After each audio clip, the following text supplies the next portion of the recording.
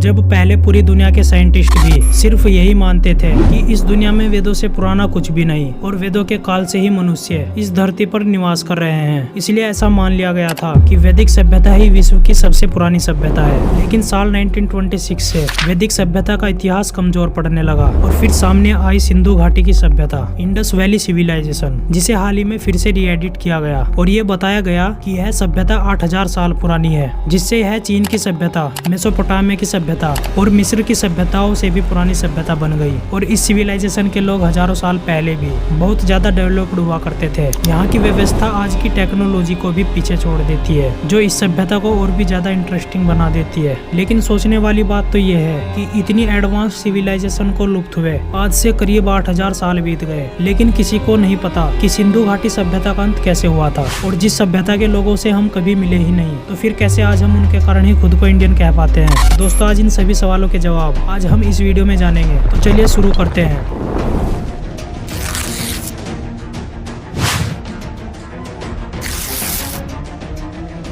दोस्तों, ये बात है साल 1826 की, जब चार्ल्स मैसन ने पंजाब प्रांत का दौरा किया और इस जगह का जिक्र सबसे पहले किया, जो कि उस समय ईस्ट इंडिया कंपनी का सोल्जर था। लेकिन उस समय उसने यहाँ आकर कुछ बेसिक जानकारी दी थी। उसके बाद बर्टन बंधु और अलेक्जेंडर ने साल 1856 में इस जगह के बारे में शोध किए, लेकिन कुछ खास सफलता नहीं मिली। लेकिन अब वो दौर आ चुका था जब इस जगह की काफी चर्चा होने लगी थी, जिसके बाद साल 1920 में पुरातात्विक विभाग के हेड जॉन मार्सन यहाँ खुदाई का काम शुरू करते हैं और इस खुदाई का काम सौंपा जाता है दयाराम साहनी को, जिसने सबसे पहले साल 1921 में उस हड़प्पा को खोज निकाला था, जो आज पाकिस्तान के पंजाब प्रांत में स्थित है। यहाँ से उसे मिट्टी के बर्तन, अनाजों के गोदाम, बैलगाड़ी और बहुत से सबूत मिले, जो इस बात को साफ दर्शाते हैं कि सिंधु घाटी सभ्यता के लोगों को कृषि का भी ज्ञान था। उसके बाद 1920 में राखलदास बनर्जी ने मोहनजोदारो जगह को ढूंढ निकाला, जिसमें नर्तकी की मूर्तियां, स्नान घर और पक्के भवन जैसे प्रमाण मिले। और जब इन जगहों को ध्यान से आइडेंटिफाई किया गया, तो यहाँ की चौड़ी सड़कें, नालियों की व्यवस्था